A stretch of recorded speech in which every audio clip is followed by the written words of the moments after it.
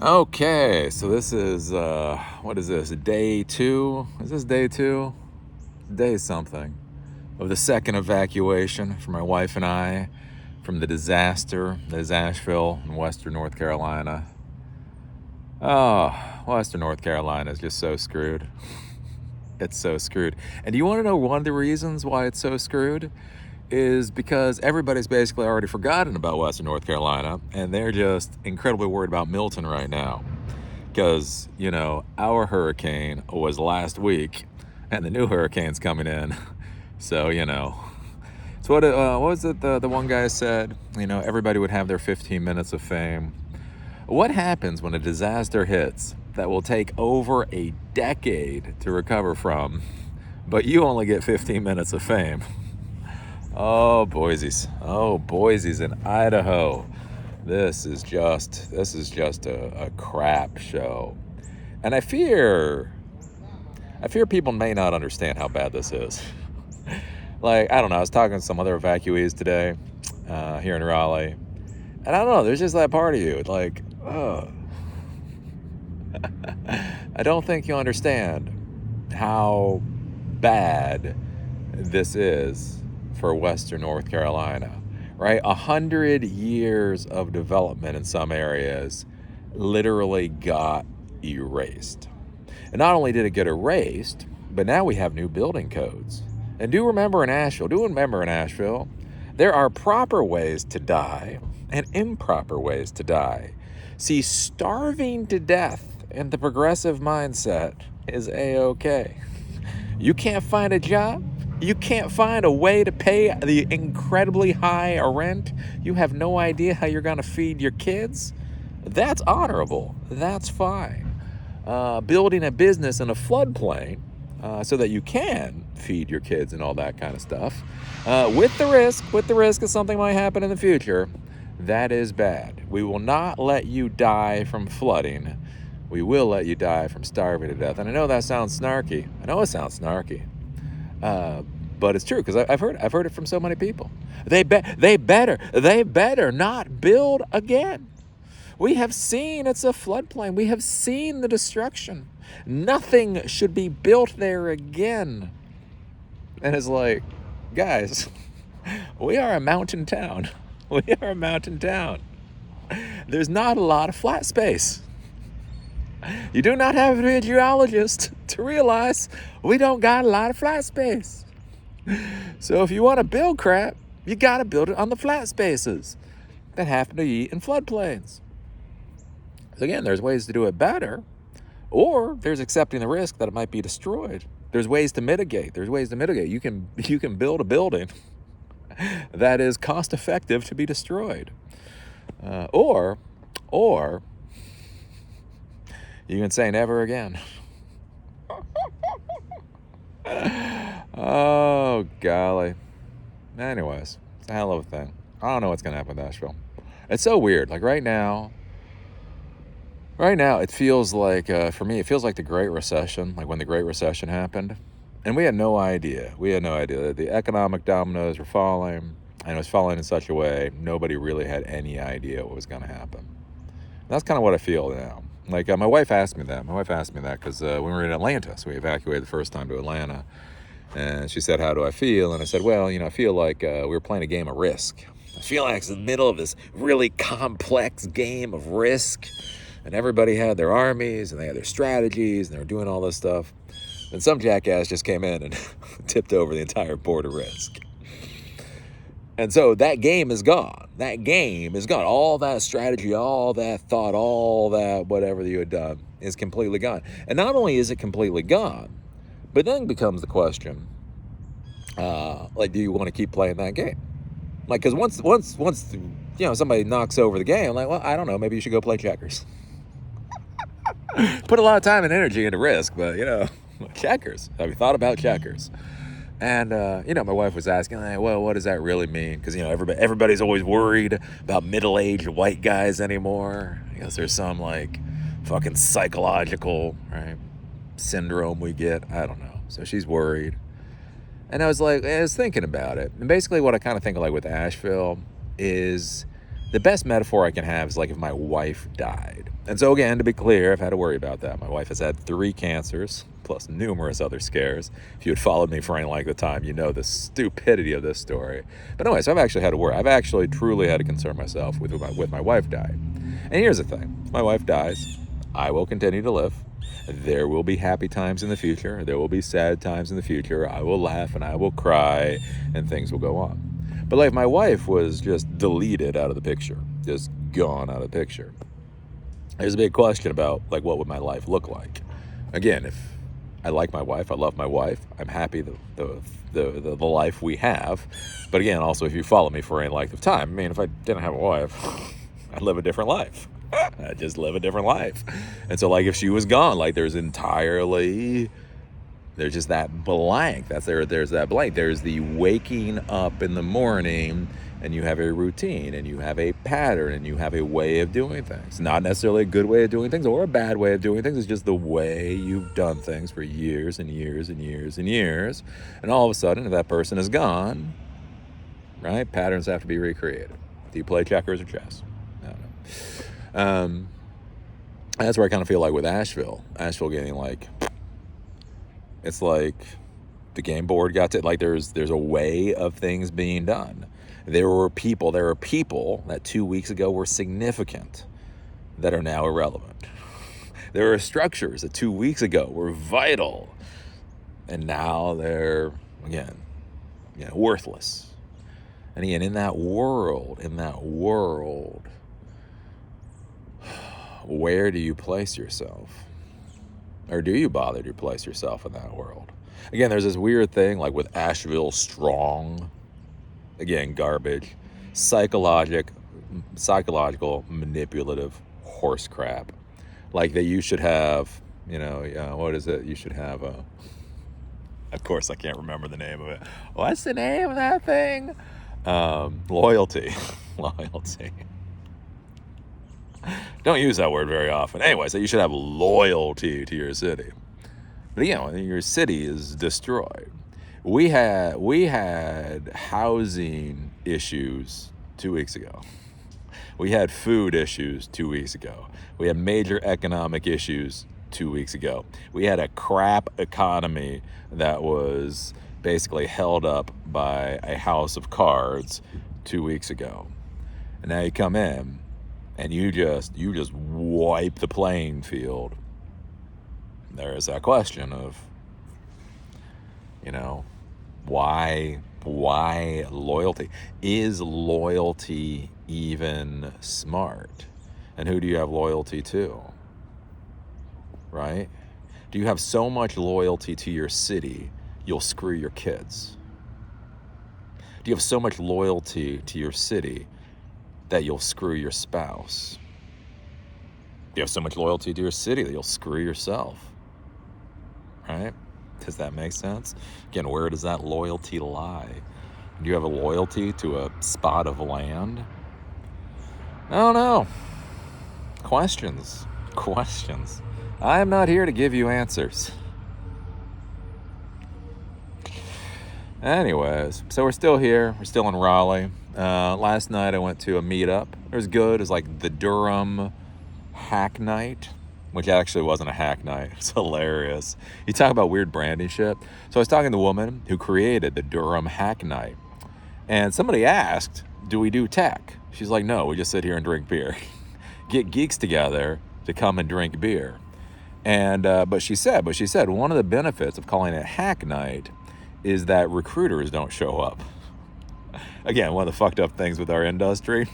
That's right. If you actually plan to do an ounce of actual technology work, recruiters stay the hell away. So anyways, it's just geeks getting together. Probably about 20 to 30 geeks. It was hard though, because it was at a high wire. So I'm in Raleigh, went to Durham, and there's a Durham high wire. And I gotta admit, I got choked up. Like not like haha, like because you just go there like, oh my God, it's high wire. And it's high wire logger. And it basically looks like a high wire. And like all of a sudden you're like, our high wire doesn't exist anymore. Hey, remember high wire's headquarters down in the River Arts District? Yeah, I remember. All I got left is memories. because I saw all those shipping containers go floating down the river. Anyway, so I went there, and I literally got choked up. I went out to the meetup, and again, I go there to schmooze. Again, schmooze or die. And I just like sat there for a second. Like the woman came up to me and started talking, and I was just like, yeah, I'm having a hard time. She said, oh, why are you having a hard time? And I had my little Asheville shirt on, and I was like, because I'm from Asheville, from where this place is from. And yeah, holy hell. Anyway, I started talking to people. The funny part was, me being the smart ass that I am, so I wore one of my Asheville t-shirts, fly the flag, loyalty, I guess. Anyways, and then for the name tag, I put refugee. You know what's funny? People were asking me how to pronounce that. Swear to Christ, I had at least 5 people say, how do you pronounce that? Because they thought it was my name. They thought, is that refugee? Roofgee? How do you pronounce that name? It's like refugee. Pretty simple, I thought. This shit's pretty simple. But anyways, I went there, I schmoozed. I learned some things for Silicon Dojo. Again, thinking about that pipeline, research triangle to Asheville, how to create the educational pipeline. Only curious things, talking with people, is people that live in Durham. So this was in Durham. People who live in Durham think Raleigh is a long way away. It's about 30 minutes. So I drove from downtown Raleigh, that's where I'm at, to Durham in about 30 minutes. Durham people think Raleigh is way the F far away. I was talking to Raleigh people that were there, and Raleigh people think Durham is just right around the corner. So again, weird geographic things. Again, especially when you start thinking about demographics and how you're going to be setting something up. So if I set something up in Raleigh, I may not get the Durham folks. If I set something up in Durham, I'll get the Durham folks and the Raleigh folks. Maybe. So that's one of those things to kind of sit there to think about. Beyond that, it was also interesting. I ran into 2 people who knew me. So one person saw that I was going there, and so they signed up for the meetup and they showed up. That was nice. They bought me a beer. Can't complain about that. They were very lovely folks. But then there was another person, and I've had this a couple of times now. There was another person who wasn't part of the meetup, just happened to be at Highwire. I'm in line. They go, holy hell, you're that computer guy. And we started talking, and he also bought me a beer. So that was quite nice. So yeah, that's the power of webcams. And again, it's also the interesting thing, like when we think about loyalty. Who are you loyal to? Why are you loyal? Again, I have an international audience, right? Pakistan, Africa. I always hate to say Africa. I don't know, someplace in Africa. Europe, Miami, Costa Rica. And again, like, where does my loyalty lie? If I can be more effective at empowering people in Raleigh, should I stay in Asheville? What is the moral or ethical thing? Oh, you're morally bankrupt. You're going to flee Asheville when it's in the middle of a disaster. It's like, well, because it's in the middle of a disaster, don't got water, don't got power, don't got internet, don't got shit. I am not able to support the people that I actually empower. What is moral there? Yeah, I ain't gonna tell you the answer. I don't know the answer.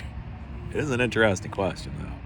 So anyways, I got to talk with those folks. And again, I got to learn a little bit more about Durham, a little bit more about Raleigh, a little bit about Research Triangle. So I don't quite get the whole Research Triangle. Let me think. I don't get the whole Research Triangle thing. So there's something about Raleigh and Chapel Hill, maybe Durham. I don't know. And then there's this Research Triangle thing. So Research Triangle is different than these cities, apparently.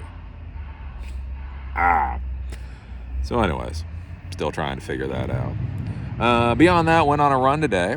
I do have to say, if you're going to come here to Raleigh, if you're going to evacuate to Raleigh, they have fabulous greenways.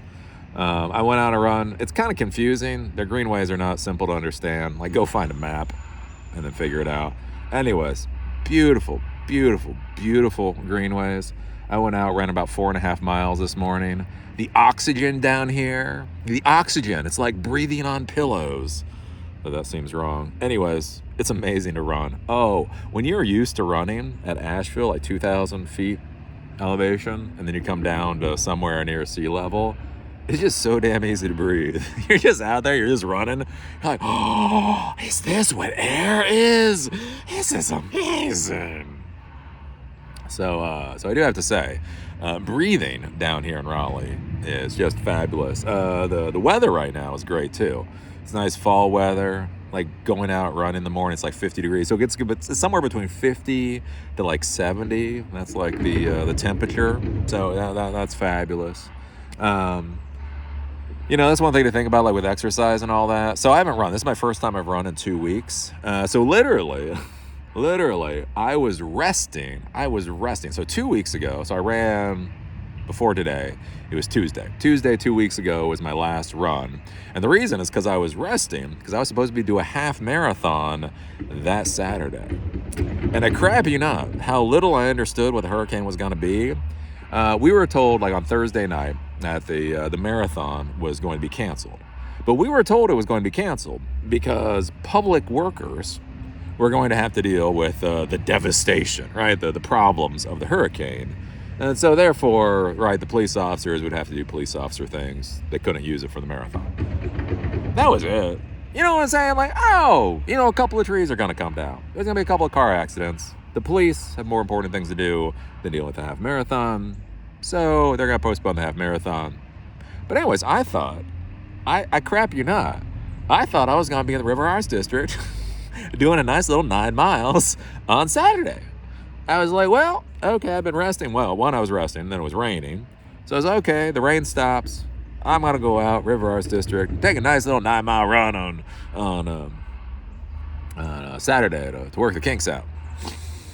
Yeah. Can't run through 10 feet of water. So anyways, one of the things to be thinking about. So I haven't run because, and we didn't have water, right? So we didn't have water there. And so a lot of Asheville people have been running. God bless them. No running water. It's not potable water. No running water. Anyways, they still all get out there and run. I get greasy when I run. I get like nasty greasy when I run. I take like 2 showers a day. When I'm running, I take 2 showers a day. Anyways, so I wasn't running. And then we went to Atlanta and I was going to run. But I was just kind of fucking depressed. I just didn't fucking want to run. Anyway, so we get here. I'm feeling a little bit better. So I'm going to start running again. Again, did 4.5 today. Probably do 5 or 6 tomorrow. Maybe get it up to 9. Again, I'm still trying to figure out how these greenways are. But one of the things to think about, right, when all the shit happens, everything goes to hell. It's like, how can you exercise? How can you go run?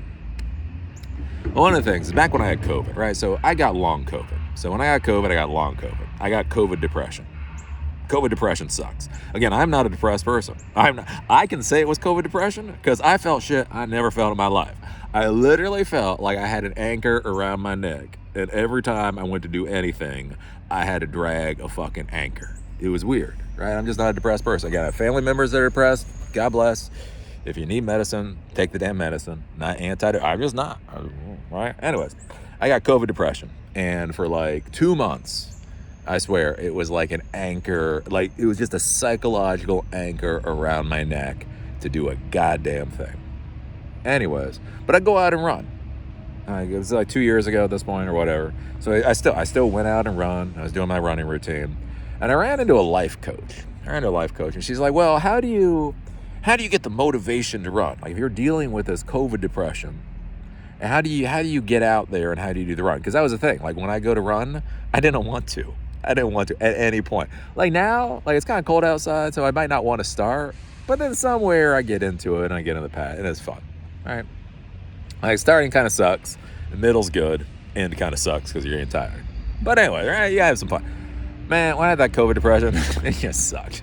It sucked in the beginning, sucked in the middle, sucked in the end, sucked in the car, sucked in the shower, sucked after the shower. It just all sucked. Anyways, so I was sitting there, I was talking to this life coach about how I had the discipline or how I had the motivation. And I looked at her and I said, well, I'm not sure how being depressed and fat is going to make my life any better. It's like there's no place in my mind where I'm like, you know what? If I stop running and I get fat, my life will just be great. So even though I was depressed, still went out there, still did my runs. So that's one of the things to think about. If you're one of the Asheville people, again, one of the runners out there that hasn't gone back into running, hasn't gone back into exercising, again, you know, the monster does not require that you be happy. The monster does not require that you feel passion. The monster requires that you do the damn work that's put in front of you. And again, you can be bawling. You can be running down that trail, bawling your damn eyes out. That's fine. The important thing is that you're running down that damn trail. Because nothing is going to be better. Nothing is going to be better 3 months from now if you're a fucking fat ass that can barely get up a set of stairs. Right? Because I think that's one of the worries right now, right? How many people? You don't got a job. You live in a shitty house. You live in a shitty city that's literally shitty. Again, we had to leave our house. Our house literally smells like shit. Again, we have this thing called a sewage pump, which is a really stupid design idea. Bad systems default to bad outcomes. Sewage pumps are about the worst damn idea out there. Anyways, right? Our house smells like shit because we can't flush our toilets very often. Anyways, so imagine you're in that environment. You don't have electricity. You don't have potable water. Your house smells like shit. How easy is it just to go grab a 6-pack of beer or 12-pack of beer and, something fried? And then do that the night after, and do that the night after, and do that the night after. And when people say, hey, weren't you exercising? Weren't you running? Weren't you getting ready for a half marathon? You can say, oh man, I'm too depressed. I'm too depressed to do it. And so you sit there, guzzling down 1,200 additional calories a day at the exact same time you ain't doing a goddamn thing with your body. How in 2 or 3 months is an extra 40 pounds on your frame gonna make your life a damn bit better? Again, being depressed, no shame in being depressed. Now go out and fucking run. I know you can run and be depressed. The spaghetti monster does not give a shit what you're feeling. Go out there and do the work that needs to be done. So anyways, tonight I'm going to an All Things Open. So there's another meetup group. They actually do a conference. I'll probably come back here in 2 weeks for the conference. I think it's called All Things Open, Research Triangle Park. I think I'm gonna finally get to Research Triangle today. Figure out what the hell I'm looking at. So I have an AI meetup, so I'm going to that tonight. And then tomorrow there's another meetup. I'm gonna go to that, and I'm just gonna be schmoozing, and I'm gonna be figuring out what the hell I can do, right? Because that's the thing. You can always do something. Right? You can always do something.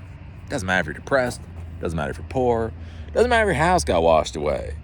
There is some way you can move the ball forward. All that matters is that you move that damn ball forward just a little bit.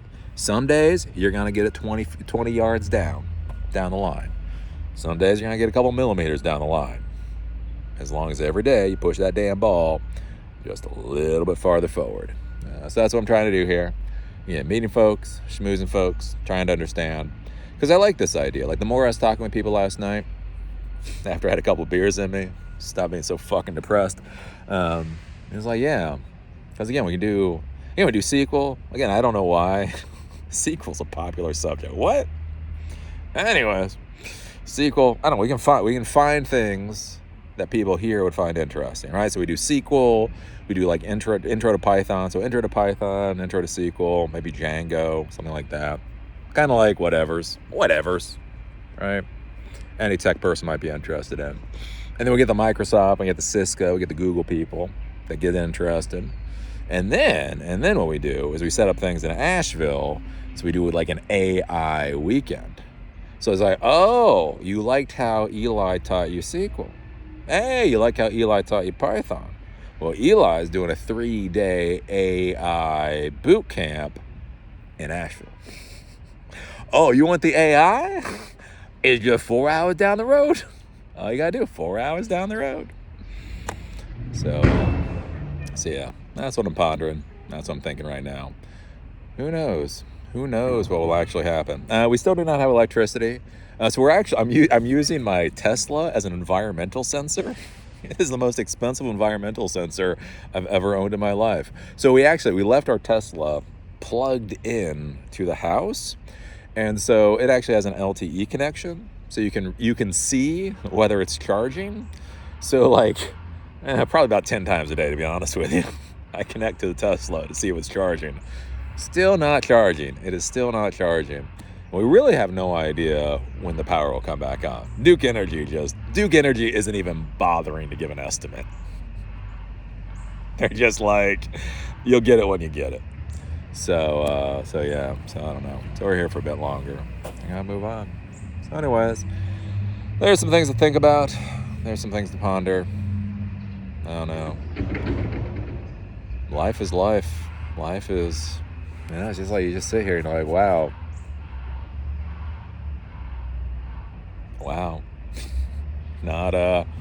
Not how I thought any of this was gonna go. I thought I was gonna be spending, the next month in my basement creating tech classes, being on Zoom. But that's not how it's working out. So anyways, with that I gotta go. Kind of getting eaten by mosquitoes, and I gotta have some dinner before I go to this meetup tonight. If you're at the meetup, I'll see you there. If you're not at the meetup, and if you're from Asheville, again, how are you gonna move that ball forward? It's fine to be pressed. Truly. Again, apparently I'm like the old man. I'm the old daddy. I'm your virtual daddy. Again, as your virtual daddy, as your male role model, I'm gonna tell you, it is fine to cry. It is fine to cry. Bawl your goddamn eyes out if you need to. It's fine to be depressed. It's fine to be depressed, right? It's fine to be scared. You know what's not fine? To stop. Ball don't give a damn how you feel. Move the damn ball down the field. Again, you'll be happy. 2 months from now, when things start to get a little bit better, not only will things be better, but your ball will actually be down the field a little bit. And that's going to make you feel even better. It also gives you something to do. You know what I'm saying? I think that's why people get so depressed, is they get depressed and then they just sit there and they stew in their own juices. And again, like going to these meetups, it forces me not to stew in my juice. When you're sitting there and somebody's looking at you for a response and all you want to do is curl up into a ball, it's like, crap, I got to talk to you. All right? Keeps it moving. That's what, I don't know, keeps us sane. Maybe that's all we're gonna get at the end of the day. Anyways, holy crap, these mosquitoes are out. See y'all later.